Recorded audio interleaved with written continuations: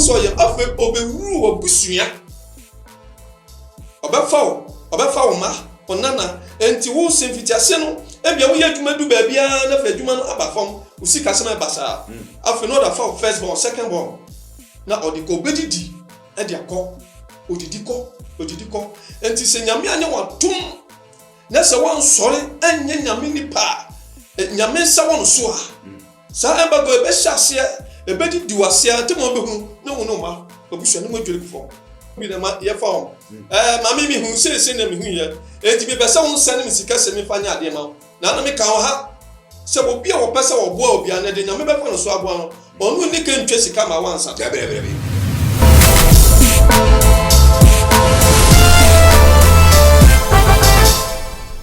yo odafo anapɛ so ya mo akwaba ama Syndicast TV anapɛ ya de ntia kase pa ma ahwefo nyina ba mo amosɛ mo adaje na mo hwɛ yen awurade hyɛ papa ɛnɛ nso so ayɛ da foforo ya otwedi ampo nyankopɔn ɛde akyɛ yen na ɛnɛ nso so dwumadie no ya de foforo a ɛyɛ son kokora na ɛbrɛ mo na wɔtwetwa mu no de ɛde brɛ mo na wawani ntua na ɛkama ɛnɛ nso so de ɛnɛ ayɛ da foforo kora yɛsɛ dwumade ɛyɛ sunsum dwumade ntino ya na yɛne asɔfo ɛde hyia na asɔfo a ɛnɛ me ne be hyia no ɛyɛ prophet Ado wada Asafo Christ Salvation Power Chapel ya wo masɛn no na aboafo nso asɔ masɛn ya ma me de dwumade ɛbrɛ onye ɔmo anka wo mume nti aboafo asɔ masɛn ɛnɛ nso me de dwumade ɛbrɛ Kwame Jambo Car Wash ɛwɔ Fry Top uduru abetwa wo ka ho kama okọ abeka free by outside the hangers open tade ye papa mema yesu bet ye kama udu the hangers e wa beka so a eno so obehwe kama na HS Beauty osotium udu onso ye be ye kama be ma ho aye fe papa enya sam keto na Evergreen Salon and Spa eno so udu East Legon so a opese wo ye wuti ena wo mawre obena kama edi amawo na BT Fair Production videos opese be wedding na wo ye pese be twawo ba be twawo kama ba be twawo amana efe papa we mu nya boafo a mo aso yasna edi dwumade ebre wo be twawo ma ba sisi ya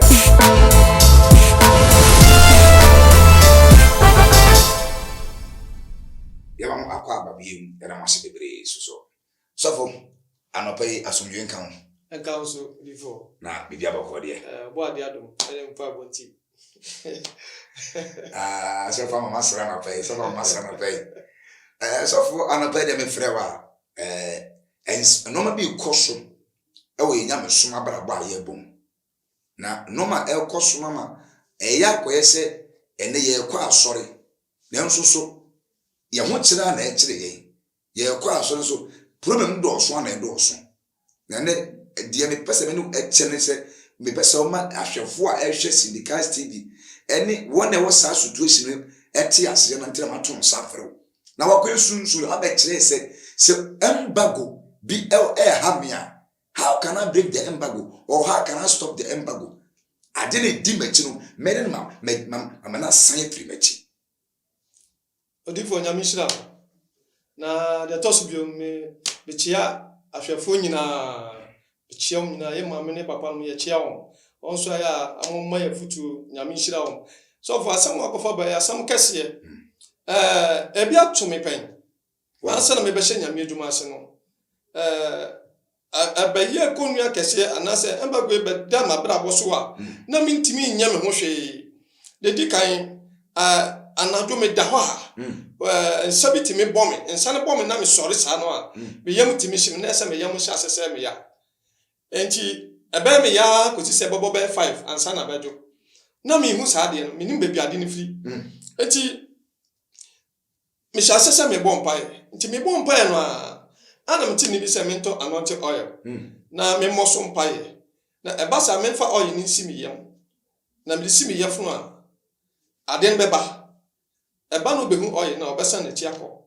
but me tie na me mfa anya asem ti aden sa aba biem ana me koto anointing oil na me si me yefunu bo so pa me si me yefunu so anaju 12 o'clock na me hu se bibia ba me so aden ye se de ne sa ka me ntimi ti me bo piti nyane ye no ana me bompa na aden ye me se me mfa oil ni ngu me so me ye ne sa me hu sa de ne biem anu achi me be wo me first born aden sa ase on so about 12 o'clock wa no no so acha 12 na se o piti no sorry na wonsu enti wosu a na abofa ne yam acha se de denden na ne ho ahyehye enti ade ba na mte se so ru afidi am kira wo no na me yes ade ma abofa no ete koye so funya abotiro na se embago na awo no ebe to wa bra boso na enka eba bebere waso osofudi mu no nyankopon ye wado na otimi eso ano no o first born awo no so ma atramfa eko odifo eko no so a se enye nyame ana odi kan sem de me ye ya nka me ba no so saa so for die ntia mi se me pesa ahwefo a ehwe ye no eni obi a wo tie hu se ebi obi ka se obi afan se ye furu yare o obi me ka se bi na sa de na dia to na bra boso abaye embago adan so a ono no bosum bia o yare ba wa fan se yare ye obi dia no bosum bia o dwon so obi dia bosum bia no so wankodi obi kura chi me amara no ho nto no entem pese mu se etimi to na se nipa kon se eto na de no ye ana me sha se de farm so na me kire ni ma bi mu ne hu se embago no ya dia o ye honhom kase ya metima ka se onsuro obi a onsuro nipa oba oso onim se ye sofo oba oso onim se yo hene oba oso obetena oso onim se mbia wo no wo yo mampani oba na oba na mu ade ba ko no se ade awuchi nyame ho oden ade embago no ntimi entwe nipa so nche ni nyame ho tisi nyame ho ni uso a ebeko so akoso because satma me kan na me nya de won paibom because after na me be se nyame aduma se na me bembe ansofo enti na de nso kutia me but na asofo no bom pai ma me na enko onto say nyame akasa da se ni me di etira me na sade ne koso no na ba me ba so no e ma mani bere na me ginae na me break sade no efi me maso because me second born so be go the same thing so we now ade na wo na wo ya papa na kutia wo no akutia me no ebe kutia first one no esa ba second born esa eba second born eba first one eba second one so we now beto obi a wo ho ye make say maame no ewo ye funu yare ye wo fan say ye funu yare ye e no di wu ye abeto ne ba se ni bebi ma ka koto na na abeye because ade no oye honhom enti oba no oye se wo mere ade bi ni ho betimi da pam no a obetena se baby amonam waduane awudie wunsu a wonom watade a wo hye baby a no ho sa de wenu na koso odifo ekoso ma epie wo ye dayem eye dwuma wo ye dayem na epie hunam na asore betian enti obi so de bia odidi dayem enso mi ketama wo beda no na dwane bia nsi ni dem ho obedi dayem enu achi obon sem bia empo wakosia obedwa bi ase enu achi woti nsuo enu achi hu so oti dua bi so enu achi hu se onam kwayem saa honhom no ana epa oso a epusu di kosa bia no enti enu no onim se na oti duo control atenita ade ye hu pa ne se ubetimi ada ubeti se obi fro so fina betro embago honhom na sa na edi abusuan na edi wo maame so ya wo maame ye wo na edi so wo wada na wo da no etimi be frɛ etimi frɛ na ntiso mo mbo obi a ono wada yim me no kasi obi we paso me so na na ye wedding ti me hia bruni ya me wedding ti me be ware the same parent say so person say sa ho na ye no bruni ni akwa roba no spiritual na why wedding was spiritual na ho no da ni bebre otimi oba otimi ebema otimi akola otimi epani otimi akokora otimi dan ho bodanfo ade bia wo pe bia no otimi dane enti sa sunsum wudidi sunsum shatade sunsum tinmuram sunsum tinsuo ho eye sa ho homo no ana epushi ukosa because wo hu se wo ye mre enti abra wo hu so ye afa obewuru wo busua obefa wo ma onana enti wo semfitiase no ebia wo ye adwuma du ba bia na fa adwuma no aba fam usika sema basa afa no da fa first born second born na odiko bedidi e dia ko odidiko enti se nyame anya watum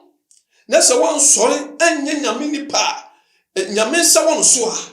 sa embago ebe hyase ebedi diwase atemo behu na wo no ma obusua no madwere ku fam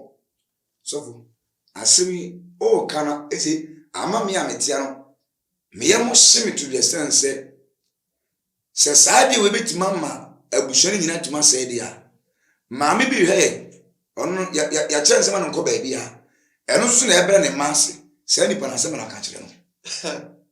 o hwe yen na si akache nse mo nko ba bia nipa ko akache nse mo nko ba bia no ha ka metima ka so oya ne tafu kase okay oya ne tafu kase se oya mutimi ya oya na se mutimi so se me ko hospital ana me se me ko just akoto adro dia adenti na ni bebi ko so abrabum na mutimi so se se na ti da me ko nyame ni pebe na me ko nyame akwa bi ho na de edam su nyame mfa no so break mame so for me bawo bi a make say watu anamon first one you January second one you January is wa bana dwem person no obi antimi moame exactly make say onu wa na bi say o hwe no kan o head agigina ni keke yes ye woni pa be nkanka na ye nuam egu aburuchirefo no ana pa mechia mo bebre na no sika asofo e oga na bi agiju o mo na soso eni sani pa no isi na ba mabu ebeba ne se no abeji wadi de metima kan se de ebema wo behu ne se ye asofo no mo ya de di kan na ahwefo ye mame no mo wo no ho ano ne papa no de metima kan se mo mani na ho de di kan ade ba ko no se de ansina wo behu ni pa na wo ye no enya prekope no a won so omo no mo ka ho bi na ye fa won mame mi hu se na mi hu ye enti bi pese won se ne mi sika se mi fanya ade ma na me ka ho ha se obi a wo pese wo bo obi an de nyame be fa no so abo no onu ni ka ntwe sika ma wansa brebe na botoso ne se osofo bi o papa bi an ontwa price mo ontwa price ma ni pa osofo bi ontwa price na je se nya aduma no na wo ye na mo sika nti no be ke we di ke ntwa price ma okay fa se bra na me fanyi si ni ma enso mi ke mbi ade ko de na o ye no obetime nya bi wo ho a oto ye ya wa ye wie nya me fa wo so ye na bia papa me pacho ade a o ye ma me nya me abie kwan ama me saka enti jiwe okay enu mo ye beta but ye mpa ne sha essence mo ye dwuma na sika no ho nti o se fa we bra no wa send fa we bra na wa send fa we bra na wa send enti ama wo betwe sika nyina wie still na sa de man gusu wo ho so na so for ye anope ma me bi frɛ me na me wera ho yi na asema ma me ka kyem se o pe protection na o se so for bi ka kyem se on fa £1,000 munsu munware obi on se £1,000 nyina on sa mfa mbra na organ ni no nya protection strategy what did or insume na de tum bi say sika no enkombe ne won sika ni Adam simple obi yare the hospital. Yesi yen todro, ye sika bi ne ho mayen from doctor. Enso no ho anton. Sika man kwa sika anton kwa. Do man kwa ni Jesus. Onu kuto. Enti se betimi aboa de ma woni na ho sika na betu nsuo mu a wodi be dware na asa. Ade odi biti wono no. Yo adofo ona sofo akiri no. O se eya adwin na nipa ne odi biti o hye no nso. Me ka cho se syndicate TV de ye do no kwere bebre wo. Bi twa me ho besesia.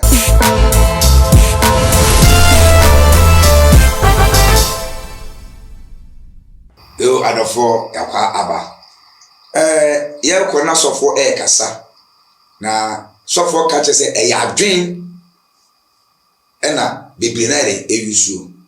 Na ma memfa aseda kase ema yaboafo a aso yasen. Kwame Jambo Car Wash. Abeka fry top wa the hangers. Abeka free pipe. Ena HS Beauty. Sotium. Opesi esisi on so ahoso be hono. Ena Evergreen Saloon and Space. Enso East Legon.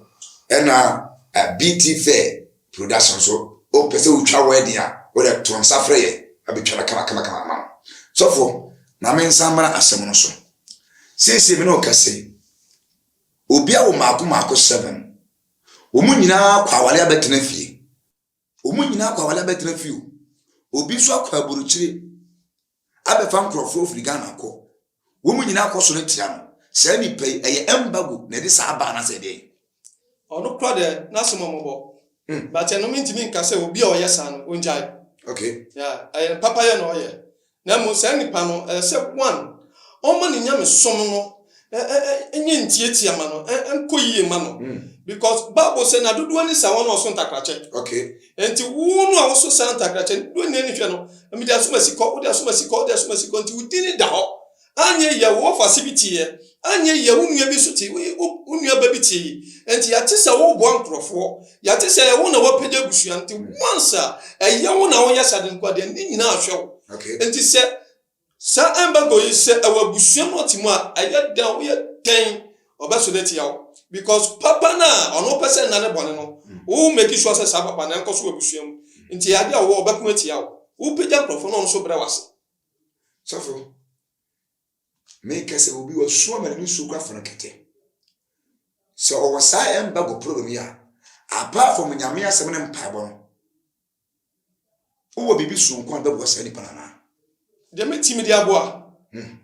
akwanche okay because mpaebo nyina chini akwanche ana se ntachiri na ya na tam so ya ka akwanche direction na ya ka no because also obi direction bebre akasem bia sobio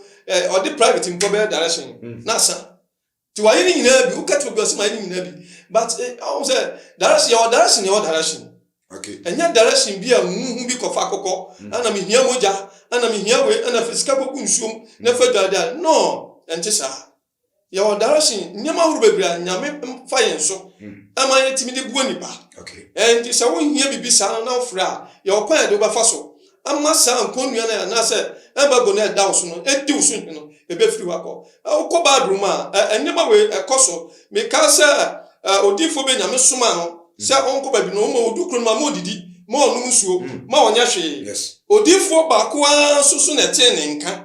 ana obo modin abedada no ana osan din ko fie o kan Numbers 22 verse 21 o kan ho o si na odada ne ko na osi nyankopon se menka jose de didi na no odidi wie na nko awrade no asafa odifo anu amu asa hyenko sa enti si woni pa mo ani na sofo no manani da ho odifo no manani da ho se na nyame aka chem na ko tie ya kamasa eno na ne koso ye ma ye anipa bebre ebre ema ya sofo no to de bia ni ye ni esese ye ni nyina beti maka se wo no eyekom sofo nyamotro eyekom sa meka no me na me wa buruchi no me dem se sa me hu sofo e social media eno so beti maboa me dem so eyekom enti me ba no me dem se sofo ya me ko ni chi eyekom enti no abeti social media me dem ana meka no se omomo ni na omoni da obehu de be mu hu no se nipa no kwa be fa so no be kasa kwan obefa so a ono ba mo akwankyere kwan obefa so bi obenya kwan no abompa ye no anu bam se we nyame nipa na no anu amam no di kan sika straight a ka hu no se nipa no bebu yo osofe se anu amam no discover so ye hu so oba bebu obi twaware enti ye ka se for video to Syndicat TV aha de ye aka kire se no kure bi a wo wi asofe so hu be hu so for me ka say obi aboka de ne ba ko suku abofure ku sunyam de ebra ne maame be pem faso prison abafana bla base ndi saa ne bitima ye embago na abafana ayesa na ase eyeden ye kasa abofana daache ne sebra no embago adabusuan mu no ana asori tia enti ne ebasa won se saa ne enye ba se spirit no sha se hanipa no a wan esina so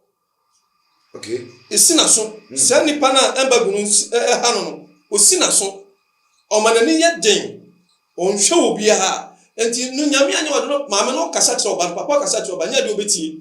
because spirit no e control no enti na basa wo papa no ana maame na se won sori nyina ana onye siketua empire onye siketua betima kansa onye siketua na mo nyame ye watom na wo ba no obo no ka no nyame timi sisa na brabo a de awrade fa no so asisa no wo wasida bia na wo de amam yo adofo ana sofo kan de nyame fa no so wo wasida bia na wo de amam esan se de be na ye adwumenti no ebre no eya ye bra nsa sofo ebre no eya ye bra ye koi afutuo eni da hon sembe na wo kan che obi asaye mbagwe won so da wo hwe afutuo amede maame no minua no madofo no se bra ye wo mi bra ye mere bone bra ye mere bone ne sikaduro ni nyema de no ho de da na mo Satan asori o sori ye nipa hu nwuma o de yare ahokire o seye ade fa ahohon wa cheche de ma ahohon a ewa busuam nsu tumi ni akom tumi ni nema cheche ma ho wo de ha nipa ma ana mo de ha nyame ma enti afutu amede ma ho se sa wuti we wutie mi se nema bi saa wo wabrabom akutia wabrabo sa nema ne ye adwuma wabrabom a sore odifo ha mesomo ha wo find number wo betimi afren de obi na egwa bi ase de bo betimi de bebo efutu betimi de ma no na ja asabu twetwe sika obabi watua na hu hwe no empo betimi aka se bi kra na so e cars ebra nkrofobia cars no de ba ya kra no emfaso bi ama so wafa kwa bi so age cars no a wanya hwe nso amfiri faka ne bra me fancy sema faka ne bra me fanye sema enso ni nyina ntimi akosi aka mama mani na ho afuto betimi de ma se ma wani na ho na program ya ye se wo betie ni ye na wo bedwi hu ye a asofo ye hyem wo frame bi a amwo bi ese de bo an ye de bebo afuto amede ma no nyame hira sofo odo number betuja amaarefo me number me tuja 0249 28 72 19 wo frame ya amwo bi ha metim da bo o adafo awurade onhia wana pay papa se wo de wafide no eto syndicates empenfo se kakum ejenkakwonu osofo na wacheche nsem wacheche osumsum nsem wachire wo noma ye papa ya uti ebeboa wo ebeboa abra ba ide asesa ebi amekese ebi da wo so ebi amekese ewo unue bi so mekese ewo ba so mekese ewo fase bi so ewo na bi so a bomode entrance edifo bone wo a edifo papa so ye ewo se de be ya wo ne wo busua benya fa hodi na mo ho atɔ na yesuso ye ho atɔ yi anopa da wase papa so de wafidi eto na wo hwe na mi ko ma me fa ntia kese ma oba ba akopɛ efia fompo ma me tia papa ma me ya ba no so me tia wo na me tia syndicates edwuma wura so me tia wo me tia producer so ya me hwa bebre yakra